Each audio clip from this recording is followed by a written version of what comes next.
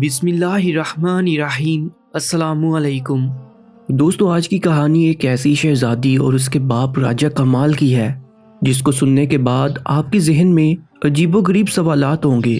دوستو، انسان کوئی بھی ہو، عجیب و غریب بات یا کوئی واقعہ سن کر اپنے آپ سے یا اپنے خم خیال آدمی سے پوچھ گچھ کرتا ہے۔ یہ انسانی سوچ کی فطرت میں شامل ہے۔ مگر دوستو، دنیا میں بہت سے ناقابل فراموش حقائق اور ناقابل فراموش واقعات ہوتے رہتے ہیں۔ پرانے زمانے کی بات ہے کہ سمندر کے کنارے راجہ کمال کی چھوٹی سی ریاست تھی۔ راجہ کمال بہت دانشور راجہ تھا۔ راجہ کمال اپنی رعایا سے محبت کرنے والا اور خیال رکھنے والا راجہ تھا۔ راجہ خوش اخلاق، شیریں زباں، نرم لہجہ، نیک کردار انسان تھا اور رعایا کو راجہ کمال سے کوئی گلہ شکوہ نہ تھا۔ سب لوگ راجہ پر خوش تھے اور راجہ بھی اپنی رعایا پر خوش تھا۔ سمندر کے کنارے ٹھنڈی ہواؤں میں اللہ کی دی ہوئی ہر وہ نعمت تھی جس کی انسان خواہش رکھتا ہے۔ دوستو، راجہ اور باقی لوگ شکر گزار تھے۔ رعایا بہت ہنسی خوشی زندگی گزار رہی تھی۔ راجہ کی ایک بیٹی تھی جس کا نام گل بانو تھا۔ بہت حسین، خوبصورت، نوشیلی آنکھوں والی، شرمیلی، بااخلاق، باکردار اور باحیا تھی۔ شہزادی بانو کی تربیت راجہ نے خود کی تھی۔ باقی 5 خادمیں شہزادی کی خدمت میں ہر وقت پیش رہتی۔ شہزادی بانو کی والدہ سمندر کی نظر ہو کر وفات پا گئی تھی، جس کی وجہ سے راجہ کمال نے ہر عیش و عشرت کا سامان فراہم کر رکھا تھا تاکہ ماں کی کمی محسوس نہ ہو۔ ریاست پر اللہ کی طرف سے ایک امتحان آن پڑا۔ سمندر میں اچانک سے طوفانی لہروں نے زور پکڑ لیا۔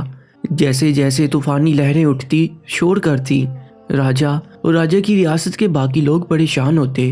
طوفانی لہروں کا سلسلہ کئی روز تک جاری و ساری رہا۔ راجہ پریشانی کی حالت میں رہتا، اللہ کے حضور دعائیں کرتا، صدقہ خیرات کرتا اور ریاست کے باقی لوگوں کو بھی اللہ کے حضور دعا کرنے کے لیے کہتا۔ مگر ایک رات اچانک سے سمندری طوفان زور پکڑ گیا اور ریاست کو اپنی لپیٹ میں لے لیا اور ریاست میں ہلچل مچ گئی۔ لوگ بچاؤ بچاؤ کی صدائیں لگانے لگے، مگر لوگوں کے بس کی بات کہاں تھی؟ پانی کے آگے کیسا زور؟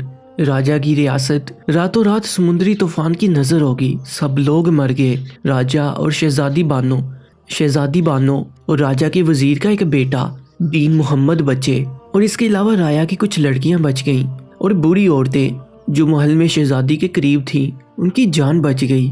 محل ایک اونچی جگہ پر واقع تھا جہاں پر پانی کا آنا مشکل تھا۔ جو لوگ اس اونچی جگہ پر پہنچ گئے ان کی جان بچ گئی، باقی سب لوگ مر گئے۔ ہر طرف دکھ اور صدمے کا ماحول بن گیا۔ راجہ اور ریاست کے باقی لوگ رنج و غم سے نڈال خاموش آنکھوں میں آنسو لیے برباد ریاست کا منظر دیکھ رہے تھے۔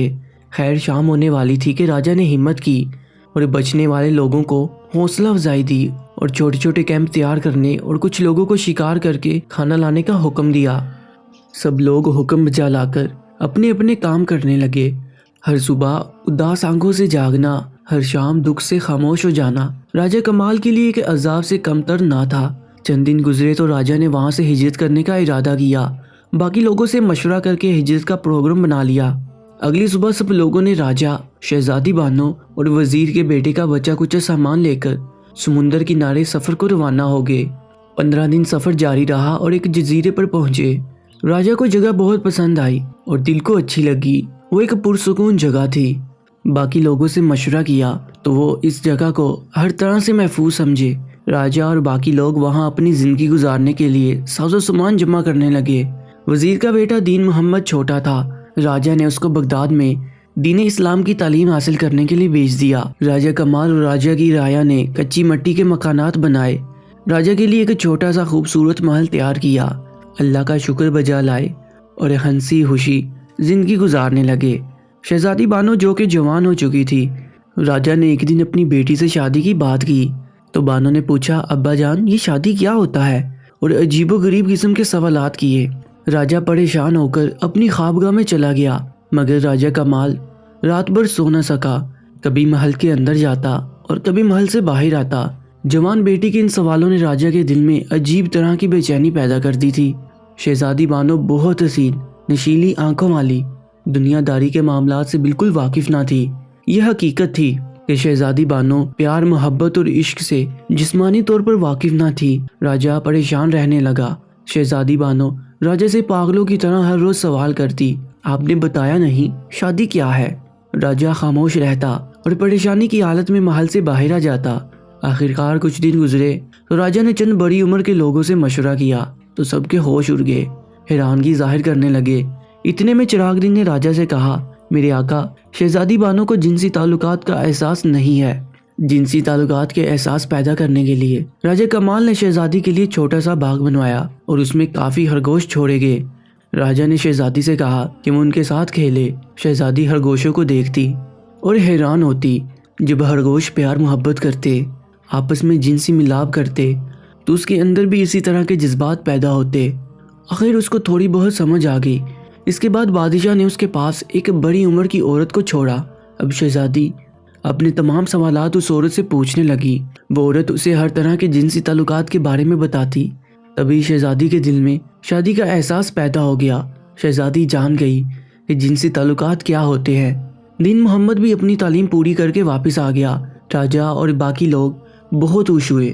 دین محمد بہت بڑا عالم فاضل بن کر آیا تھا۔ راجہ نے شہزادی کی شادی دین محمد سے طے کر دی۔ لوگوں میں بہت بڑی دعوت ہوئی۔ راجہ کو ہر ایک نے مبارکباد دی۔ شہزادی بھی خوش تھی مگر ڈری سہمی ہوئی خاموش۔ آخرکار شہزادی اور دین محمد کی شادی راجہ نے کر دی اور بہت عرصے بعد راجہ اور باقی لوگ اپنے سب دکھ اور غم بھلا کر خوشیاں منانے لگے۔ لیکن یہ خوشیاں بھی کچھ دن ہی رہیں۔ ایک دن رات کے وقت بادشاہ کا خادم آیا اور راجہ کو بتایا کہ دین محمد کو سانپ نے کاٹ لیا ہے اور اپنی آخری سانسیں لے رہا ہے۔ سب لوگوں میں ہلچل مچ گئی اور دوڑ کر گئے تو دیکھا دین محمد دنیا چھوڑ چکا ہے۔ راجہ کمال دین محمد کی لاش کو دیکھ کر بے ہوش ہو گیا اور بیچاری شہزادی بانو دیکھتے ہی پتھر کی مورتی بن کر رہ گئی۔ اس سارے واقعے کے بعد راجہ کی ریاست میں بغاوت کی لہر دوڑ گئی اور سب لوگ راجہ کو ایک ایک کر کے چھوڑ گئے۔ راجہ اس سارے صدمے کو برداشت نہ کر سکا اور بستر مرگ پر لیٹ گیا۔ ریاست برباد ہو گئی اور شہزادی اور اس کا بیمار باپ رہ گیا۔ یا پھر دین محمد کی قبر تھی۔ باقی عمر شہزادی نے اپنے بیمار باپ کی خدمت اور یاد الہی میں گزار دی۔ یہ میرے اللہ رب العزت کی مرضی ہے، جس کو چاہے خوشیاں دے، جس کو چاہے غم دے، ہم تو اس کے عاجز بندے ہیں۔